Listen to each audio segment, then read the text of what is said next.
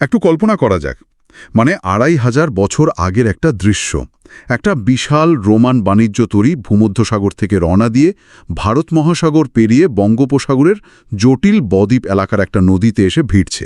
বাপরে, ২৫০০ বছর আগে! একদম। সেখানে এমন একটা জমজমাট আন্তর্জাতিক বন্দর, যাকে সেকালের একটা গ্লোবাল হাব বা আধুনিক দুবাইয়ের সাথে তুলনা করা চলে। আর মজার ব্যাপারটা হলো, এই বন্দরটি কিন্তু কোনো অচেনা ভিনদেশে নয়। হ্যাঁ, আমাদের আধুনিক কলকাতার ঠিক পাশেই। ঠিক তাই, বর্তমান উত্তর ২৪ পরগনা জেলার মাটিতেই দাঁড়িয়েছিল। যে কারো কাছে এ ব্যাপারটা একটু অবিশ্বাস্য লাগতেই পারে। আমরা সাধারণত ভাবি ইতিহাসের গল্প মানেই কোনো একটা নির্দিষ্ট ভৌগোলিক সীমানার খুব সাধারণ কিছু বিবরণ। হ্যাঁ, একটা লোকাল ব্যাপার স্যাপার আর কি। কিন্তু গঙ্গা বদ্বীপ আর দক্ষিণ প্রান্তের এই জেলাটির দিকে তাকালে সেই ধারণা পুরোপুরি পাল্টে যায়। এই একটিমাত্র জেলার ইতিহাস ঘাঁটলেই দেখা যায় এটা আসলে সমগ্র দক্ষিণ এশিয়ার ইতিহাসের একটা মাইক্রোকজট বা ক্ষুদ্র সংস্করণ। একদম, পুরো রিজিয়নের একটা প্রতিচ্ছবি বলা যায় একে। প্রাচীন সামুদ্রিক সাম্রাজ্যের উত্থান থেকে শুরু করে মধ্যযুগীয় জমিদারদের আধিপত্য, ব্রিটিশদের শোষণ, সিপাহী বিদ্রোহ এবং সবশেষে দেশভাগের এক বিশাল ক্যানভাস লুকিয়ে আছে এই মাটিতে। আচ্ছা, বিষয়টির গভীরে ঢোকা যাক। হ্যাঁ, শুরু করা যাক। কারণ এই তথ্যভাণ্ডারে এমন সব উপাদান রয়েছে যা প্রাচীনকাল থেকে আধুনিক যুগের মর্মান্তিক ট্র্যাজেডি পর্যন্ত সবকিছুকে এক সুতোয় বেঁধে ফেলে। আর এই সুতোটা হলো ভূগোল আর মানুষের টিকে থাকার নিরন্তর লড়াই। আমরা যদি এই অঞ্চলের প্রাচীন যুগ, মধ্যযুগ আর ঔপনিবেশিক আমলের দলিলগুলো ঘাটাঘাটি করি, তাহলে একটা পরিষ্কার প্যাটার্ন দেখতে পাবো। একটা প্যাটার্ন? হ্যাঁ, এখানকার নদী, এখানকার জলাভূমি, এগুলো শুধু পটভূমি ছিল না, এগুলো রীতিমতো ইতিহাসের একটা সক্রিয় চরিত্র হিসেবে কাজ করেছে। দাঁড়ান, এই নদী আর ভূগোলের কথায় যাওয়ার আগে আমি একটু ওই ২৫০০ বছর আগের ইতিহাসে ফিরে যেতে চাই। আচ্ছা। জেলার আধুনিক রূপটা বোঝার আগে চন্দ্রকেতুগড়ের ওই প্রাচীন গল্পটা বোঝা খুব দরকার। মানে প্রাচীন ভারত বলতে তো আমাদের মাথায় চট করে সিন্ধু সভ্যতার কথা আসে। হ্যাঁ, হরপ্পা বা মহেঞ্জোদারো। ঠিক। কিন্তু বেড়াচাপার চন্দ্রকেতুগড়, যা কলকাতা থেকে মাত্র ৩৫ কিলোমিটার দূরে, সেখানকার প্রমাণ বলছে সিন্ধু সভ্যতার পতনের পর পূর্ব ভারতে নগরায়নের অন্যতম মূল কেন্দ্র ছিল এই জায়গা। এটা অনেকেই জানেন না। সোর্স থেকে দেখা যাচ্ছে ১৯০৫ সালে তারকনাথ ঘোষ নামের একজন স্থানীয় চিকিৎসক প্রথম এই ঢিপিগুলোর দিকে নজর দেন। ব্রিটিশ প্রত্নতাত্ত্বিকরা তো পাত্তাই দেয়নি প্রথমে। একদমই না। পরে ১৯০৯ সালে রাখালদাস বন্দ্যোপাধ্যায় এর আসল গুরুত্ব বুঝতে পারেন, আর ১৯২০ সালে একে রীতিমতো প্রত্নতাত্ত্বিক বিস্ময় বলে ঘোষণা করেন। হ্যাঁ, যিনি মহেঞ্জোদারো আবিষ্কার করেছিলেন, তার চোখ তো আর ভুল করার কথা নয়। ঠিক বলেছেন। ১৯৫৭ সালে যখন কলকাতা বিশ্ববিদ্যালয়ের আশুতোষ মিউজিয়াম প্রথাগত খনন কাজ শুরু করে, তখন যা বেরিয়ে আসে তা সাধারণ কোনো গ্রাম্য বসতি ছিল না। গ্রিক পর্যটক মেগাস্থেনিসের লেখায় আমরা গঙ্গারিডায় সাম্রাজ্যের যে উল্লেখ পাই, তা এখানারই গল্প। ওই যে মেগাস্থেনিস লিখেছিলেন যে আলেকজান্ডারের সেনাবাহিনী নাকি এই গঙ্গারিডায়ের বিশাল হাতির বাহিনীর ভয়েই পূর্ব দিকে আর এগোতে সাহস পায়নি। হ্যাঁ, এই জায়গাটা আমার কাছে খুব ইন্টারেস্টিং লাগে। আইআইটি খড়গপুরের একটা সাম্প্রতিক গবেষণায় তো একটা বিশাল দাবি করা হয়েছে, তাই না? হ্যাঁ, গ্রিক ঐতিহাসিকের বর্ণনায় যে রাজা স্যান্ড্রোকোটাসের নাম বারবার এসেছে, যাকে এতদিন চন্দ্রগুপ্ত মৌর্য বলে ভাবা হতো। ঠিক। গবেষকরা ভাষাতাত্ত্বিক বিশ্লেষণ করে বলছেন যে তিনি নাকি এই বদ্বীপের রাজা চন্দ্রকেতু হতে পারেন। বাপরে, এটা তো বিশাল বড় একটা দাবি। ঠিক, এই জায়গাতেই চন্দ্রকেতুগড়ের আসল গুরুত্বটা লুকিয়ে আছে। এখানে সবচেয়ে চমকপ্রদ বিষয়টা হল, এই নগরী বিদ্যাধরী এবং আদি গঙ্গার মাধ্যমে সরাসরি আন্তর্জাতিক বাণিজ্য করত। মানে রীতিমতো ইন্টারন্যাশনাল ট্রেড। একদম। খনন কাজে প্রচুর রোমান প্রভাবযুক্ত টেরাকোটা আর রুলেটেড মৃৎপাত্র পাওয়া গেছে। এই রুলেটেড মৃৎপাত্র বা রুলেটেড পটেরি, এই বিষয়টা একটু সহজ করে বুঝিয়ে বলবেন, জিনিসটা ঠিক কি আর এটা কেন এত গুরুত্বপূর্ণ? ধরুন, আপনি আজকের দিনে কোনো একটা গ্রামে খনন করে একটা জিনিসের গায়ে মেড ইন ইটালি বা মেড ইন চায়না লেখা পেলেন। আচ্ছা। রুলেটেড মৃৎপাত্র হল সেকালের মেড ইন রোম ট্যাগ। এটা এক ধরনের বিশেষ চাকায় তৈরি নকশা করা সেরামিক পাত্র, যা ভূমধ্যসাগরীয় অঞ্চলে তৈরি হতো। তার মানে এই জিনিস বাংলায় পাওয়ার অর্থ হল? এখানকার ব্যবসায়ীদের সাথে রোমানদের সরাসরি বাণিজ্যের রুট ছিল। ও আচ্ছা। শুধু তাই নয়, এখানে খনা মিহিরের ঢিপির মতো গুপ্ত যুগের বিশাল স্থাপত্যও ছিল।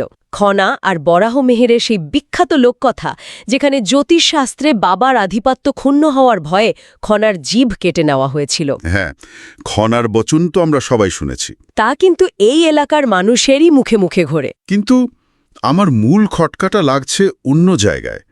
এত উন্নত একটা সভ্যতা, রোমানদের সাথে যাদের ডিরেক্ট ট্রেড চলছে, একটা গ্লোবাল হাব, সেটা হঠাৎ করে ভোজবাজির মতো গায়েব হয়ে গেল কিভাবে? লজিকটা খুব সাধারণ কিন্তু নির্মম। পুরোটাই ভৌগোলিক। নদী। হ্যাঁ, দ্বাদশ শতাব্দীর দিকে বিদ্যাধরী নদী যখন তার নাব্যতা হারাতে শুরু করে, মানে নদীতে প্রচুর পলি জমতে থাকে, তখন নদীর গতিপথ পাল্টে যায়।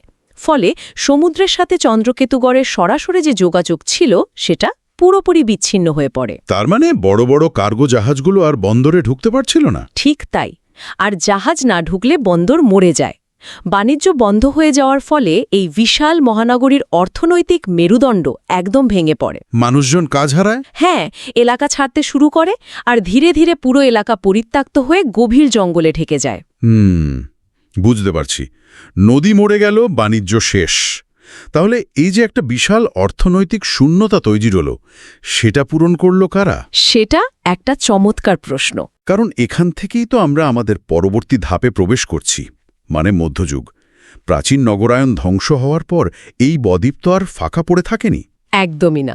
এটা ধীরে ধীরে কৃষি আর রাজস্ব ভিত্তিক একটা বিকেন্দ্রীকৃত শাসন ব্যবস্থার দিকে চলে যায়। ঠিক বলেছেন। চতুর্দশ থেকে ষোড়শ শতকে বাংলা সালতানাত এবং আফগান যুগে এই অঞ্চল মূলত কৃষিকাজের জন্য দারুণ উর্বর হয়ে আছে। এখানকার সম্পদ এতটাই বেড়েছিল যে বহিরাগতরা বাংলাকে বলতো জান্নাতুল বেলাদ, বা দেশগুলোর স্বর্গ। জান্নাতুল বেলাদ। হ্যাঁ। এরপর 1574 থেকে 1612 সালের মধ্যে মুঘলরা যখন বাংলা দখল করে, তখন তারা রাজস্ব আদায়ের সুবিধার জন্য পুরো অঞ্চলকে সুবা, সরকার আর পরগনায় ভাগ করে। মোগলদের এই ভাগ করার বিষয়টা অনেকটা আধুনিক কর্পোরেট ফ্র্যাঞ্চাইজি মডেলের মতো মনে হয়। হ্যাঁ, কর্পোরেট ফ্র্যাঞ্চাইজি। মানে ধরুন, হেড অফিসে দিল্লি, কিন্তু এই কাদামাটি আর দুর্গম নদীমাতৃক পরিবেশে তো তাদের ঘোষওয়ার বাহিনী অচল। একদম অচল। তাই তারা লোকাল ম্যানেজার বা জমিদারদের হাতে ক্ষমতা দিয়ে নিশ্চিন্ত হতে চাইল। চমৎকার তুলনা। মোঘলদের কাছে এই বদ্বীপের ভূগোলটা ছিল একটা দুঃস্বপ্নের মতো। তারা বাধ্য হয়ে স্থানীয় ক্ষমতাশালী মধ্যস্বত্ব ভোগীদের উপর নির্ভর করেছিল। আর এই বিকেন্দ্রীকৃত ব্যবস্থাটারই পুরো ফায়দা তুলেছিল প্রতাপাদিত্যের মতো 12 ভূঁইয়ারা। প্রতাপাদিত্যকে তো আমরা সেকালের একজন লোকাল ডন বলতেই পারি। মানে মুঘল সাম্রাজ্যের মতো একটা সেন্ট্রাল পাওয়ারকে তিনি শুধুমাত্র এই দুর্গম জলাভূমির সুবিধা নিয়ে দিনের পর দিন নাকানি চুবানি খাইয়েছেন। তা তো বটে। ধুমঘাটে রাজধানী বানালেন, নিজস্ব শক্তিশালী নৌবাহিনী গড়লেন, আবার পর্তুগিজদের সাথে বাণিজ্য করে নিজের অর্থনীতিও চাঙ্গা রাখলেন। অন্যদিকে আবার টাকির গুহরায় চৌধুরী পরিবারের কথাও আমরা পাই। হ্যাঁ, গুহরায় চৌধুরী পরিবার, যারা নাকি ঘটি আর বাঙালদের মাঝে একটা সাংস্কৃতিক বাফার জোন তৈরি করেছিল। একটা অদ্ভুত প্রবাদ আছে না, টাকির লাঠি, গোবরডাঙ্গার হাতি, সাতক্ষীরার মাটি। হ্যাঁ, এই প্রবাদটা আসলে বোঝায় যে বিভিন্ন জমিদাররা কিভাবে নিজেদের আলাদা আলাদা শক্তির জায়গা তৈরি করেছিল। টাকি ছিল লাঠিয়ালদের জন্য বিখ্যাত। কিন্তু এখানে একটা বৃহত্তর ছবি আমাদের দেখতে হবে। কিরকম? আমরা যদি বৃহত্তর প্রেক্ষাপটের সাথে এর সংযোগ স্থাপন করি, তাহলে দেখব রাজা মানসিংয়ের কাছে প্রতাপাদিত্য যখন পরাজিত হলেন, তখন 1608 সালে সাবর্ণ রায়চৌধুরী পরিবারকে পুরস্কার হিসাবে 8টি পরগনার জমিদারি দেওয়া হয়। এরাই কি সেই পরিবার যারা কলকাতায়? হ্যাঁ, এরাই কিন্তু 1610 সালে কলকাতায় প্রথম দুর্গাপূজা শুরু করেন। আর সবচেয়ে সাংঘাতিক ব্যাপার হল, এরাই 1698 সালে ইস্ট ইন্ডিয়া কোম্পানিকে সুতানুটি, গোবিন্দপুর ও কলকাতা গ্রামের ইজারা দিয়েছিলেন। তার মানে এই স্থানীয় জমিদাররাই নিজেদের প্রতিপত্তি বাড়াতে গিয়ে অজান্তেই ব্রিটিশ বণিকদের হাতে বাংলার চাবিটা তুলে দিয়েছিল। বলতে গেলে তাই। আর সেই চাবি ব্যবহার করেই তো শুরু হলো ইতিহাসের সবচেয়ে অন্ধকার অধ্যায়, ঔপনিবেশিক শোষণ। 1757 সালের 23শে জুন পলাশীর প্রান্তরে মীর জাফরের বিশ্বাসঘাতকতা। হ্যাঁ, পলাশীর যুদ্ধ। সোর্স বলছে, ইস্ট ইন্ডিয়া কোম্পানিকে খুশি করার জন্য মীর জাফর বিপুল পরিমাণ ঘুষ দিয়েছিলেন, শুধু রবার্ট ক্লাইভ একাই পেয়েছিলেন 20 লক্ষ রুপির বেশি। একটু ভাবুন, সে যুগে 20 লক্ষ রুপি। শুধু নগদ টাকা নয়, 1757 সালের 15 জুলাই মীর জাফর কোম্পানির সাথে একটা চুক্তি করেন। কিসের চুক্তি? কলকাতা সহ দক্ষিণের বিস্তীর্ণ 24টি মহলের বা পরগনার জমিদারি তিনি কোম্পানির হাতে তুলে দেন। আর শ্রোতাদের জন্য এটা জানা খুবই চমৎকার হবে যে এই 24টি মহল থেকেই কিন্তু জেলার আধুনিক নাম 24 পরগনা এসেছে। একদম ঠিক। এই একটা সুই আর ব্রিটিশরা বণিক থেকে সরাসরি বাংলার শাসকে পরিণত হল। কোম্পানির প্রথমবারের মতো ভূমি রাজস্ব আদায়ের আইনি অধিকার পেল। এরপর লর্ড কর্নওয়ালিসের চিরস্থায়ী বন্দোবস্ত বা পার্মানেন্ট সেটেলমেন্ট এই শোষণকে একেবারে প্রাতিষ্ঠানিক রূপ দিয়ে দিল। জমিদারদের হাতে জমির চিরস্থায়ী মালিকানা দিয়ে কোম্পানি নিজেদের একটা ফিক্সড ইনকাম নিশ্চিত করল ঠিকই, কিন্তু বাংলার সাধারণ কৃষক সমাজ একেবারে নিঃস্ব হয়ে পড়ল। হ্যাঁ, কৃষকের ঘাড়ের উপর একটা অসীম চাপের সৃষ্টি হল। এখানেই বিষয়টা সবচেয়ে কৌতূহলোদ্দীপক হয়ে ওঠে। কৃষকদের এই ঘামের টাকার উপর ভর করেই ব্রিটিশরা কিভাবে তাদের শিল্পায়নের ভিত মজবুত করেছিল তার একটা অদ্ভুত বৈশ্বিক সংযোগ আছে। বৈশ্বিক সংযোগ? হ্যাঁ, হাজার হাজার মাইল দূরের স্কটল্যান্ডের ডান্ডি শহরে ঘটা একটা বৈজ্ঞানিক আবিষ্কার কিভাবে বাংলার হুগলি নদীর তীরে লক্ষ লক্ষ মানুষের জীবনযাত্রা পাল্টে দিল তা যে কেউ শুনলে অবাক হবেন। আপনি ওই তিমির তেলের আবিষ্কারের কথা বলছেন তো? ঠিক তাই। বিষয়টা একটু পরিষ্কার করে বলা দরকার। 1832 সালে ডান্ডি শহরে আবিষ্কার হলো যে তিমির তেল ব্যবহার করে বাংলার শক্ত পাটকে নরম করা যায়। আচ্ছা। তার আগে পাটের আঁশ এতটাই শক্ত ছিল যে মেশিনে তা বোনা যেত না, কিন্তু তিমির তেলের লুব্রিক্যান্ট বা পিচ্ছিলকারী গুণের জন্য পাট মেশিনে ব্যবহারের উপযুক্ত হয়ে গেল। আর এর ফলে জুট মিলের রাস্তা খুলে গেল। হ্যাঁ, আর এই একটা বৈজ্ঞানিক আবিষ্কারের উপর ভর করে 1855 সালে রিসরায় প্রথম যান্ত্রিক জুট মিল স্থাপিত হল। আর এর ইম্প্যাক্টটা হলো বিশাল। জুট মিল তো হলো, কিন্তু চালাবে কে? সস্তায় শ্রমিক লাগবে তো। একদম। তখন বিহার, উড়িষ্যা এবং যুক্তপ্রদেশ থেকে 2 লক্ষেরও বেশি শ্রমিক এই অঞ্চলে পাড়ি জমায়। এই অভিবাসন 24 পরগনার জনমিতি বা ডেমোগ্রাফি একেবারেই বদলে দেয়। বাপরে, 2 লাখ শ্রমিক! হ্যাঁ, টিটাগড়, কাকিনাড়া, নৈহাটি, ভাটপাড়ায় ব্যাঙের ছাতার মতো জুট মিল গড়ে উঠতে থাকে। কিন্তু মজাটা হলো, ইউরোপীয় মিল মালিকরা এই জুট মিলগুলো থেকে বিপুল মুনাফা লুটলেও যারা আসল কারিগর সেই লক্ষ লক্ষ শ্রমিক আর চাষিরা কিন্তু মানবেতর দারিদ্র্যের মধ্যেই পড়ে রইল। একদম মানবেতর। চিরস্থায়ী বন্দোবস্তের কারণে কৃষক জমি হারালো আর জুট মিলের শ্রমিকরা নোংরা ব্যারাকে গাদাগাদি করে থাকতে বাধ্য হল। তো এতগুলো মানুষের রক্তগাম শুষে নেওয়ার পর একটা স্বাভাবিক প্রতিক্রিয়া তো হবেই, তাই না? আর সেই প্রতিক্রিয়াটা আমরা 2 ভাবে দেখতে পাই। একটা আধ্যাত্মিক, অন্যটা সরাসরি সশস্ত্র সংগ্রাম। আধ্যাত্মিক বলতে? অষ্টাদশ শতাব্দীতে যখন চরম অর্থনৈতিক শোষণ চলছে, 1770 সালে 76-এর মন্বন্তরে ভয়াবহতা মানুষকে গ্রাস করেছে, তখন হালিশহরের সাধক রামপ্রসাদ সেন এ দারিদ্র্যকে শাক্ত দর্শনের মোড়কে তুলে ধরলেন। আচ্ছা। বাউল এবং ধ্রুপদী সুর মিশিয়ে তিনি তৈরি করলেন রামপ্রসাদী সুর। আমি যতদূর বুঝতে পারছি, রামপ্রসাদের এই গানগুলো শুধু ঈশ্বরভক্তি ছিল না, তিনি জাগতিক কষ্টগুলোকে কালীর লীলা হিসেবে ব্যাখ্যা করলেও এর গভীরে ছিল একটা তীব্র অভিমান, শোষণের বিরুদ্ধে একটা হাহাকার।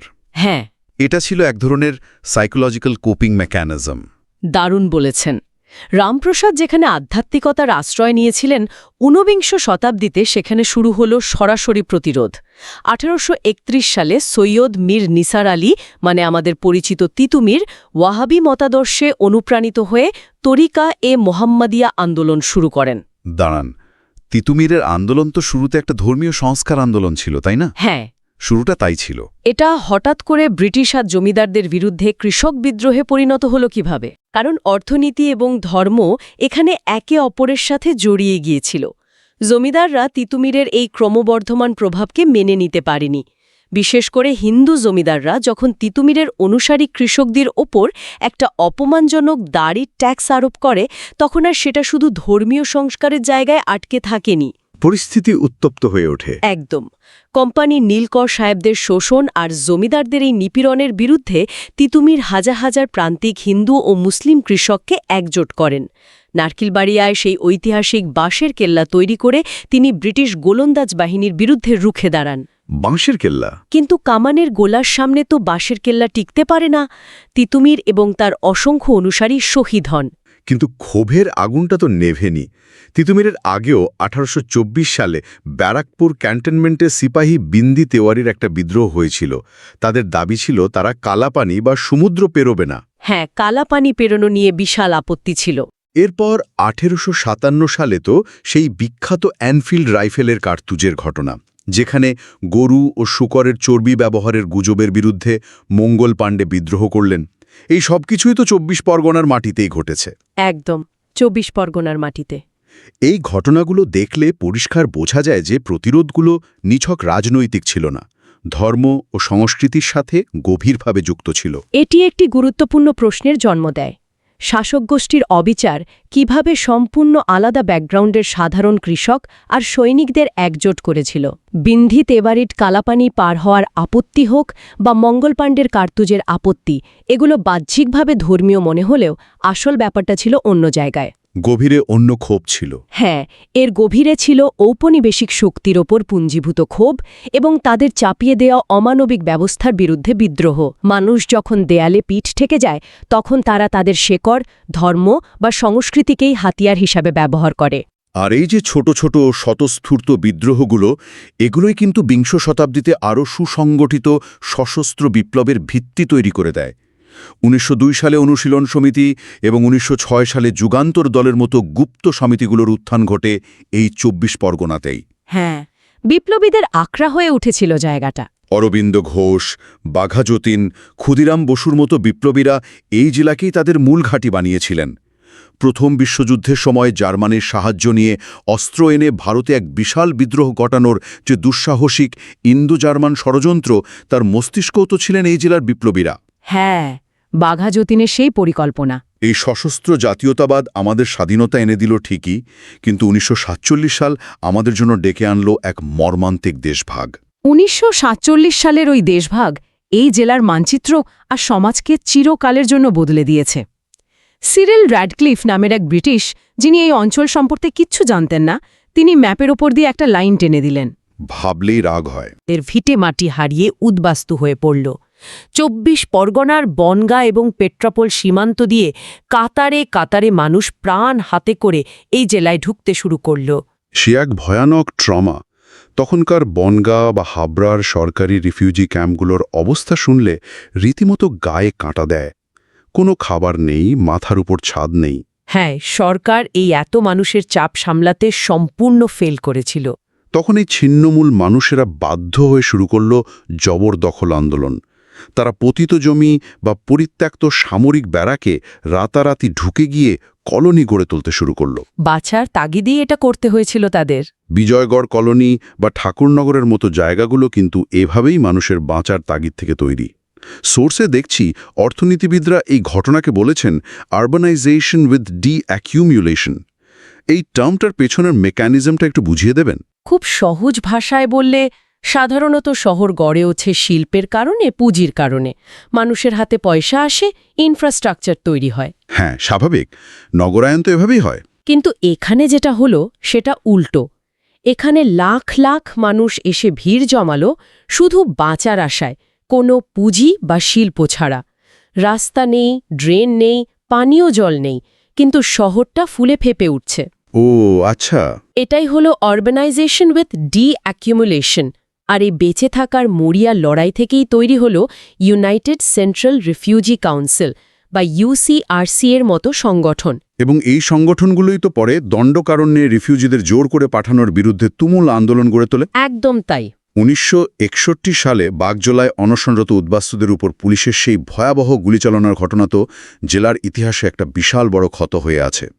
এই যে এত মানুষের চাপ, এত প্রশাসনিক অব্যবস্থাপনা, এসব সামলাতে না পেরেই তো শেষ পর্যন্ত 1986 সালে ডক্টর অশোক মিত্র কমিটির সুপারিশ মেনে ঐতিহাসিক 24 পরগনা জেলাকে উত্তর ও দক্ষিণ এই দুই ভাগে ভেঙে ফেলা হলো। প্রশাসনিক কারণেই ভাঙতে হলো। তাহলে এই সব কিছুর মানে কি দাঁড়ায়? দেশভাগের এই মানসিক ট্রমা, এই রিফিউজি ক্যাম্পের জীবন সংগ্রাম, এগুলো কিভাবে উত্তর ২৪ পরগনায় বর্তমান রাজনৈতিক ও সামাজিক চরিত্র তৈরি করল? এটা তৈরি করল এমন এক সমাজ যারা জানে যে লড়াই না করলে কেউ তাদের অধিকার দেবে না। উত্তর ২৪ পরগনায় পরবর্তীকালে যে বামপন্থী রাজনৈতিক চেতনার বিশাল প্রসার ঘটেছিল তা কিন্তু কোনো তাত্ত্বিক বই পড়ে আসেনি। তত্ত্ব থেকে নয়, বাস্তব অভিজ্ঞতা থেকে। ঠিক তাই, সেটা এসেছিল এই রিফিউজি কলোনিগুলোর অস্তিত্ব রক্ষার দৈনন্দিন সংগ্রাম থেকে। সরকারি বঞ্চনার বিরুদ্ধে লড়াই করতে করতে এই মানুষেরা বুঝেছিল যে সংঘবদ্ধ হওয়া ছাড়া টিকে থাকার আর কোনো রাস্তা নেই। এখানকার মানুষ বারবার ভেঙেছে, আবার নিজেদের রক্ত ঘামে শূন্য থেকে সব গড়ে তুলেছে। কি এক অবিশ্বাস্য ঐতিহাসিক জার্নি! একটু পিছিয়ে এসে যদি পুরো ছবিটার দিকে তাকাই, ২৫০০ বছরের পুরনো চন্দ্রকেতুগড়ের সেই ধ্রুপদী বন্দর, যেখানে রোমান জাহাজ আসত, সেখান থেকে ঔপনিবেশিক যুগের জুট মিলের ধোঁয়াটে আকাশ আর তিমির তেলের গল্প। হ্যাঁ, আর তারপর বাঁশের কেল্লায় তিতুমিরের আত্মত্যাগ, ব্যারাকপুরে মঙ্গল পাণ্ডের কার্তুজ বিদ্রোহ এবং সবশেষে দেশভাগের কারণে ছিন্নমূল হওয়া লক্ষ লক্ষ মানুষের জবরদখল কলোনিতে নতুন করে বাঁচার লড়াই। এই উত্তর ২৪ পরগনা যেন পুরো দক্ষিণ এশিয়ার ইতিহাসের একটা জীবন্ত মিউজিয়াম। এবং এই মিউজিয়ামের গল্প কিন্তু এখনও লেখা চলছে। তাই নাকি? হ্যাঁ, ২৫০০ বছর আগে নদীর গতিপথ বদলানোর ফলে মানুষের জীবন পাল্টেছিল। আজও ভৌগোলিক নিয়তি এখানকার মানুষের জীবনকে একইভাবে প্রভাবিত করছে। আর ঠিক এই জায়গা থেকেই আমাদের এই গভীর অনুসন্ধানের একেবারে শেষে যারা এতক্ষণ ধরে শুনলেন, তাদের জন্য একটা নতুন ভাবনার উদ্রেক করতে চাই। একটু ভেবে দেখলে বোঝা যায় ২৫০০ বছর আগে বিদ্যাধরী নদীর গতিপথ বদলানোর ফলে পলি জমে পতন হয়েছিল চন্দ্রকেতুগড়ের মতো এক বিশ্বমানের গ্লোবাল হাবের। হ্যাঁ, মানুষ বাধ্য হয়েছিল সেই জায়গা ছেড়ে চলে যেতে। আর আজ সেই একই বদ্বীপের একটু দক্ষিণে সুন্দরবনের সীমানায় বিশ্ব উষ্ণায়ন আর জলবায়ু পরিবর্তনের যে নতুন বিপদ ঘনিয়ে আসছে, নদীর জলস্তর বাড়ছে, জমি তলিয়ে যাচ্ছে, তা কি এই বদ্বীপের ভবিষ্যৎ আবারও নতুন করে লিখতে? এটা সত্যি ভাবার মতো একটা বিষয়। প্রকৃতির এই ভৌগোলিক নিয়তি কি এই অঞ্চলের মানুষকে আবারও এক নতুন কঠিন সংগ্রামের দিকে ঠেলে দেবে? এই প্রশ্নটার উত্তর হয়তো আমাদের জানা নেই, তবে ভবিষ্যতে নিশ্চয়ই এর জবাব দেবে। আজ এ পর্যন্তই।